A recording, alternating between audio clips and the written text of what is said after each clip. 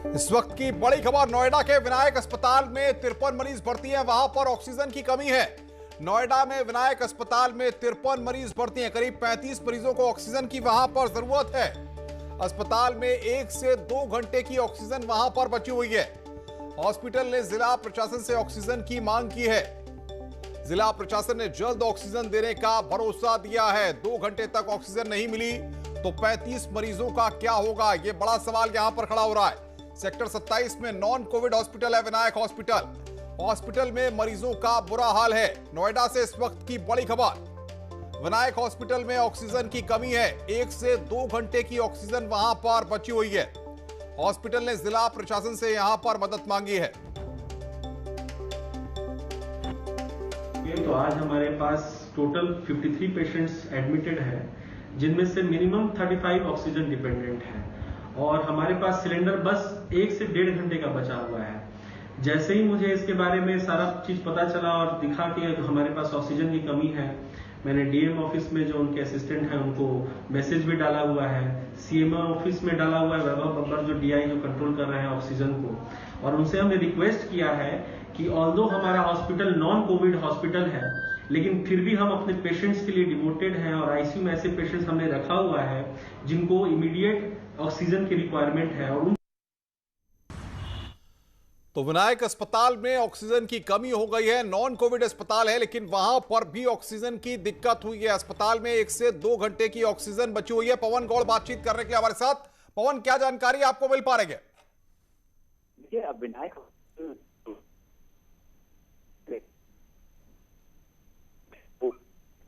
और 50 जो लोग हैं वो 35 लोग। पवन से हमारा संपर्क यहां पर नहीं हो पा रहा है, कुछ तकनीकी दिक्कत है। बहरहाल इस वक्त की बड़ी खबर, विनायक हॉस्पिटल में ऑक्सीजन की कमी है। जिला प्रशासन ने यहां पर मदद का भरोसा दिया है। नोएडा के विनायक अस्पताल में 53 मरीज यहां पर भर्ती हैं। करीब 35 मरीजों को ऑक्सीजन की जरूरत है। अस्पताल में 1 से 2 घंटे की ऑक्सीजन बची हुई है। हॉस्पिटल ने जिला प्रशासन से मदद की गुहार लगाई है। विनायक हॉस्पिटल सेक्टर 27 में है। नॉन कोविड ये अस्पताल है जिसके प्रबंध तंत्र यहां पर जो स्टाफ है वहां पर वो यहां पर मांग कर रहा है। पवन गौड़ बातचीत करने के लिए जुड़ गए। पवन, बताइए क्या अपडेट है इस वक्त? देखिए, तकरीबन 50 के आसपास मरीज विनायक हॉस्पिटल में एडमिट हैं। हालांकि ये हॉस्पिटल नॉन कोविड है, लेकिन इसमें से 35 जो मरीज हैं वो सीरियस बीमारियों से ग्रसित हैं, जिनको ऑक्सीजन सपोर्ट पर रखा गया है। लेकिन अस्पताल प्रशासन का कहना यह है कि यहाँ भी ऑक्सीजन की लगातार कमी है और अगले 1 से 2 घंटे की ऑक्सीजन अस्पताल प्रशासन के पास बची हुई है। अस्पताल की तरफ से ये जो जिला प्रशासन है गौतम बुद्ध नगर का, उनको बता दिया गया है कि आप जल्दी से जल्दी हमारे अस्पताल के लिए ऑक्सीजन का इंतजाम करें, नहीं तो कई सारे मरीजों की जो जान है वो में आ जाएगी। तो इसको लेकर प्रशासन को अवगत करा दिया गया है। प्रशासन के द्वारा हालांकि उनको आश्वासन दिया गया कि जल्दी से जल्दी आपको ऑक्सीजन की जो सप्लाई है वो पूरी सुनिश्चित कर दी जाएगी। लेकिन अस्पताल प्रशासन अभी कह रहा है कि अभी तक ऐसे कुछ प्रशासन की तरफ से अभी तक कोई ऑक्सीजन सप्लाई हो नहीं पाई है, लेकिन जल्दी से जल्दी करानी होगी, अन्यथा जो 35 से ज्यादा जो गंभीर मरीज हैं अस्पताल के अंदर, उनकी जान संकट में। पवन, बताया जा रहा है जिला अधिकारी सुहास एलवाई ने खुद हॉस्पिटल के प्रबंध तंत्र से बातचीत की है, भरोसा दिलाया है। जी बिल्कुल, जिस तरह से लगातार जब ये खबर लगातार टीवी चैनल्स के माध्यम से जब सामने आई तो खुद जिलाधिकारी सुहास एलवाई हैं वो बहुत एक्टिव मोड में हमेशा रहते हैं। पिछले कुछ दिनों से लगातार वो अस्पताल का खुद औचक निरीक्षण कर रहे हैं। आपने देखा होगा लगातार जिन मरीजों को जरूरत नहीं थी उन मरीजों को अस्पताल डिस्चार्ज करवा के तकरीबन 200 बेड्स उन्होंने खाली करवाए थे। तो लगातार एक्टिव मोड पे है। उनको जैसे ही पता लगा उन्होंने तुरंत अस्पताल प्रशासन से बात की और अस्पताल प्रशासन से बात। बिल्कुल, बहुत बहुत शुक्रिया पवन जो हमारे साथ जुड़ने के लिए और तमाम अपडेट्स देने के लिए।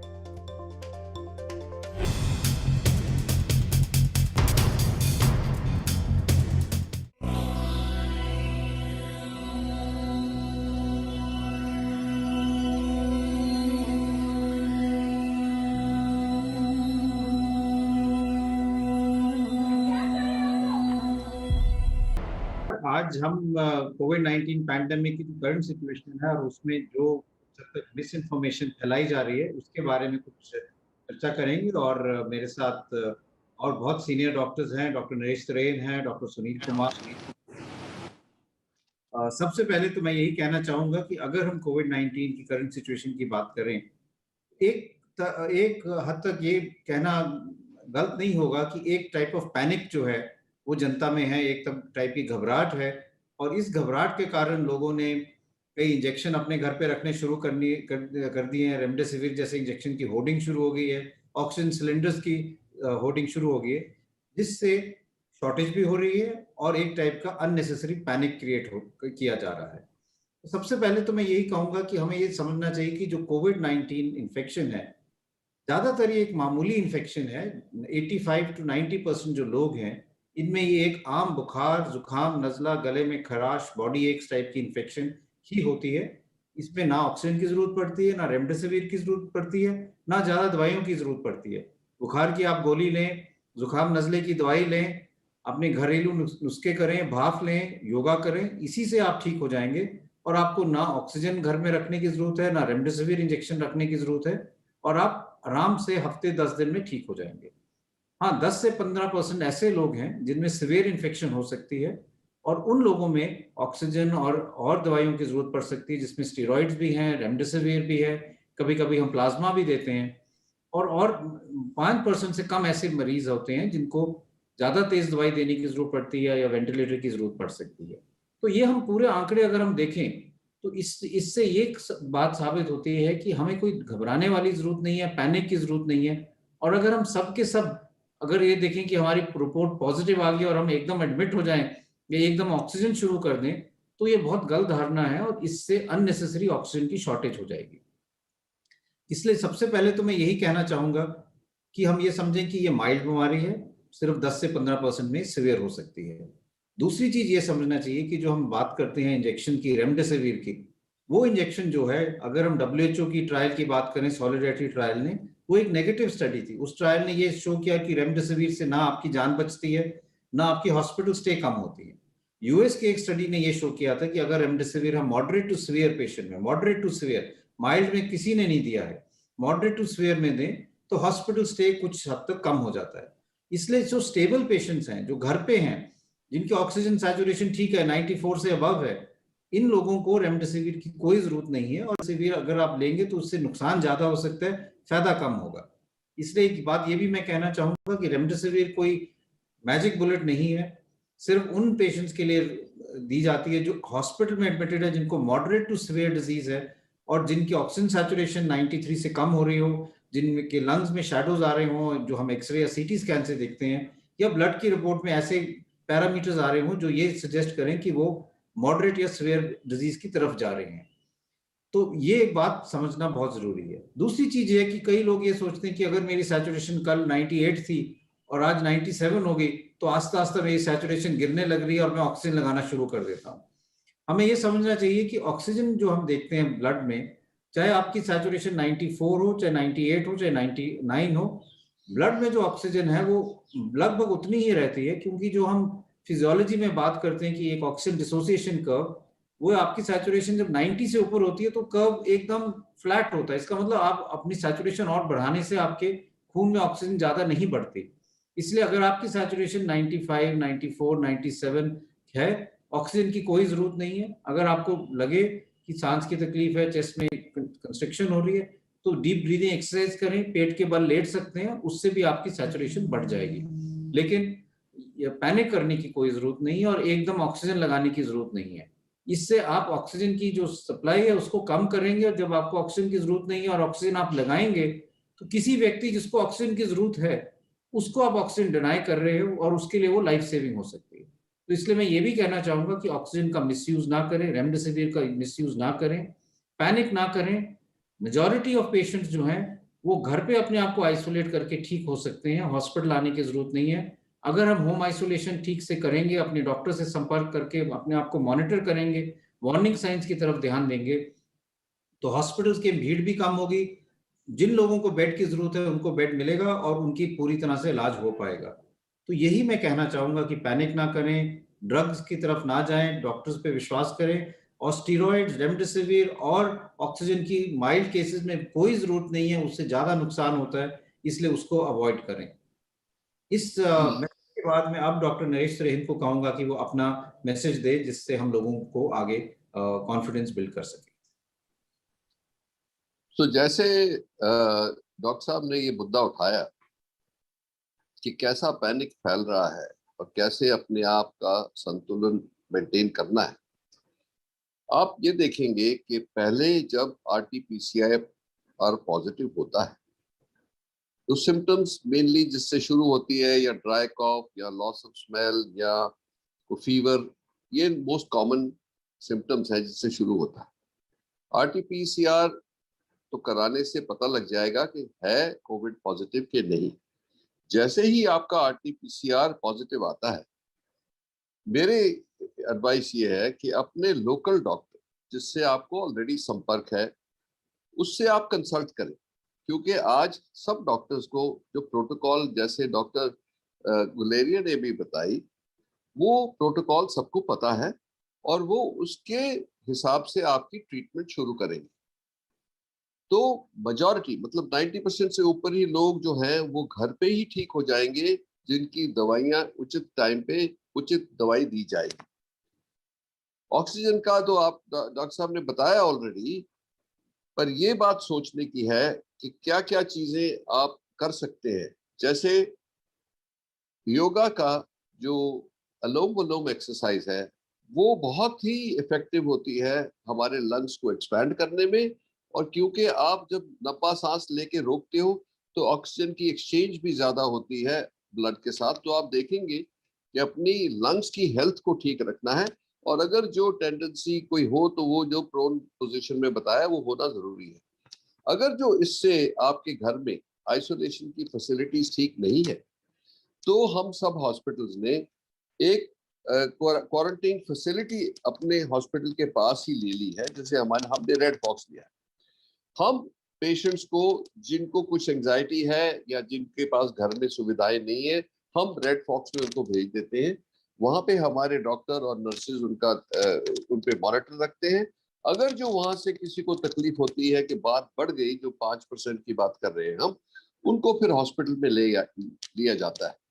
तो ये रूट भी बहुत सिक्योर लगता है लोगों को। तो इसीलिए घर सबसे ज्यादा अगर जो मॉनिटरिंग हो रही है, डॉक्टर आपको सेटिस्फैक्टरी अगर जो आपको मॉनिटर कर रहा है तो वो सबसे अच्छा है। उसके बाद मैंने बताया इंटरमीडिएट एंड हॉस्पिटल तभी जाना है जब इंट्रावीनस ड्रग्स की जरूरत हो या नॉर्मल ऑक्सीजन जो 2-4 लीटर दे रहे हैं हम, उसके बावजूद भी ऑक्सीजनेशन बहुत गिर रही है।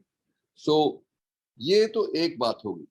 दूसरी बात ये है कि आप लोगों को सबको अपना प्रोटेक्शन करना है सबसे पहले, डिजीज से पहले। वो जो तीनों गुर बोल रहे हैं हम कि बार बार जो मास्किंग, डिस्टेंसिंग और हैंड हाइजीन की बात करते हैं, उसको आप डबल अप करिए। मतलब ये कि अगर जो आप घर से बाहर जा रहे हैं कहीं क्राउडेड प्लेस में तो डबल मास्क यूज करें। N95 है तो N95 और एक वो जो उसके ऊपर एक सर्जिकल मास्क।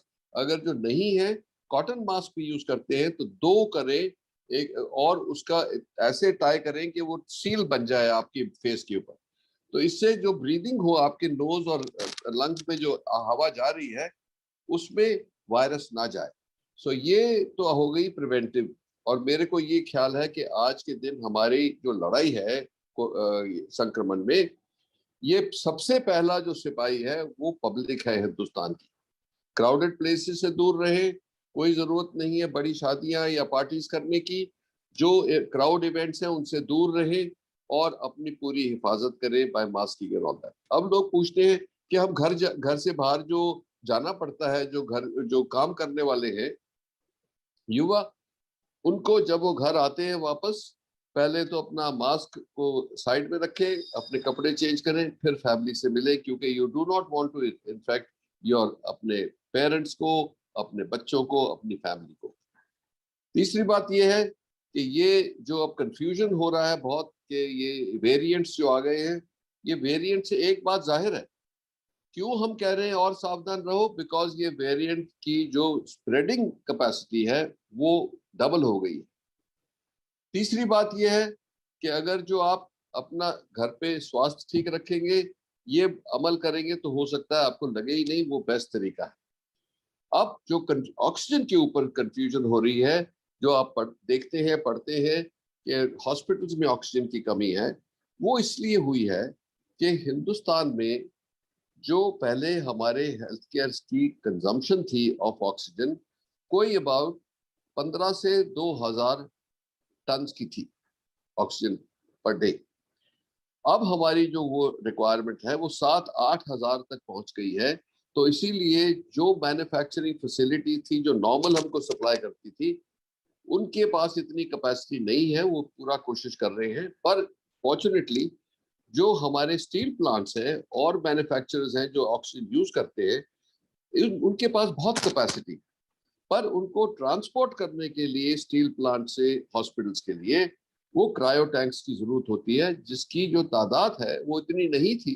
पर गवर्नमेंट ने अब ये इंपोर्ट कर लिए हैं, शुरू हो गया आने, और उम्मीद है कि आने वाले 5-7 दिन में जो ये तकलीफ हो रही है हॉस्पिटल्स में, लास्ट मिनट लास्ट घंटे 2 घंटे की ऑक्सीजन बचती है तो ऑक्सीजन डिलीवर होती है, वो जो सिचुएशन है मेरे को लगता है अंडर कंट्रोल आ जाएगी। पर ये हमारे को सबको मिलकर लड़ना है और निश्चिंत रहे कि इससे जीत होगी। तो मैं अभी आपको डॉक्टर सुनील कुमार से हैंड ओवर करता हूं कि वो जो बाकी बातें हैं इस संक्रमण की, ये उस पे आप अपना मार्गदर्शन दें।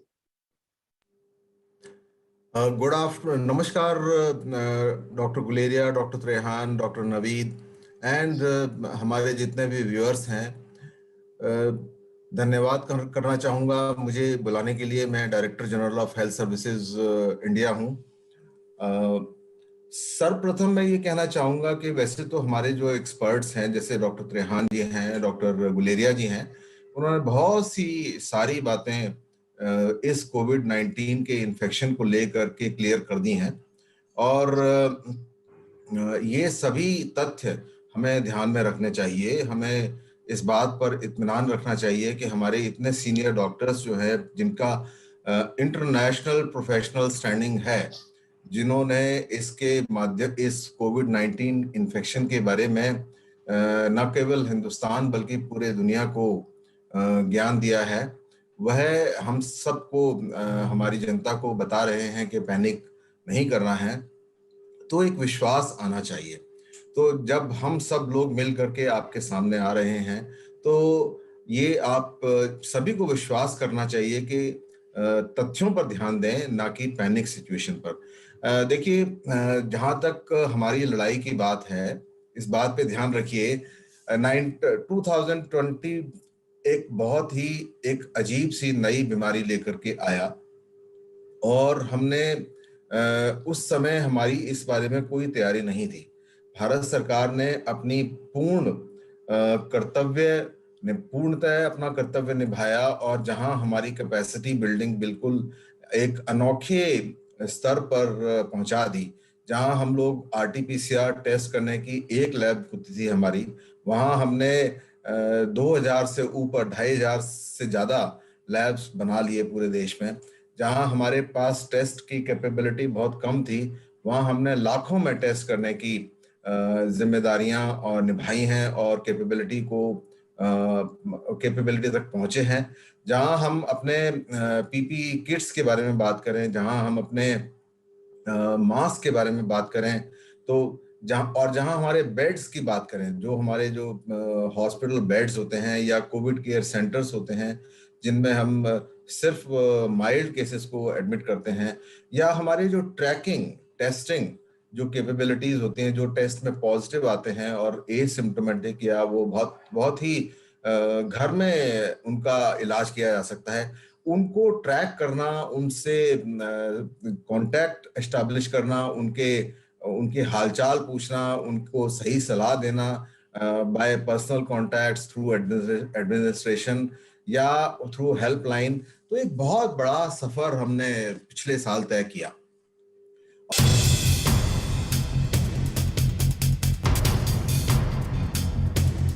डॉक्टर सुनील कुमार, हमें इस बीमारी को हराना है।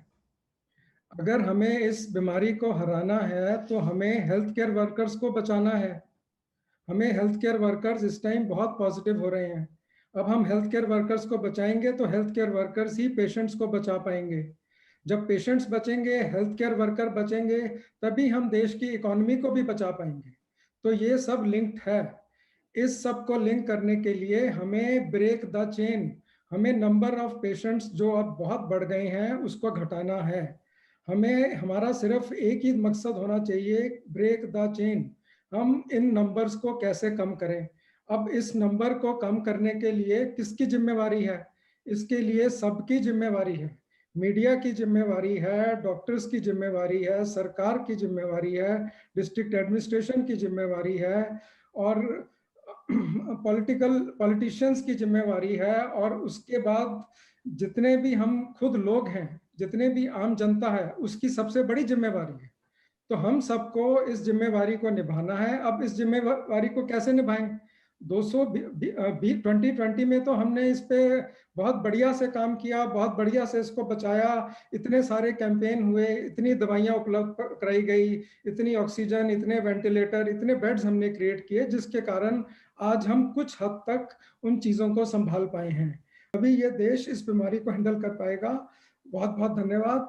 मैं डॉक्टर गुलेरिया जिन्होंने बहुत अच्छा बताया, डॉक्टर त्रेहन जिन्होंने बहुत वर्ड ऑफ विजडम दिए, उन्होंने बताया घर पे इलाज किया, डॉक्टर सुनील कुमार जो इतनी मेहनत कर रहे हैं दिन रात कि मतलब कैसे कैसे पॉलिसीज बने। और अगर आपका टेस्ट नहीं हो रहा है बाय चांस, तो कोई बात नहीं, आप आइसोलेट कर लीजिए, घबराने की कोई बात नहीं है। टेस्ट कल हो जाएगा, कल नहीं होगा तो परसों हो जाएगा, परसों नहीं तो अगले दिन हो जाएगा। इलाज सिर्फ वही है, आप अपने आइसोलेट करके अपना जो गाइडलाइन है उसके हिसाब से क्रोसिन की गोली खाइए, उसके बाद अपने डॉक्टर से कॉन्टैक्ट करके जो भी आपको तकलीफ है उसके हिसाब से करिए। तो आप इस टाइम पैनिक को कम करिए, हमें सबको मिलके कम करना पड़ेगा, इस चेन को हमें मिलके ब्रेक करना पड़ेगा। और हम किसी के ऊपर ये नहीं कह सकते कि मैंने ये किया, उसने ये किया, उसने ये किया। हम सबको मिलकर सबको जिम्मेवारी लेकर इसको अगले 3 हफ्ते में भारत को कम से कम नंबर लाना पड़ेगा। और ये परसेंटेज 5% हम 3 महीने में, 3 हफ्ते के अंदर ये परसेंटेज हम 5% से कम कर सकते हैं। आपका बहुत बहुत धन्यवाद, शुक्रिया, थैंक यू।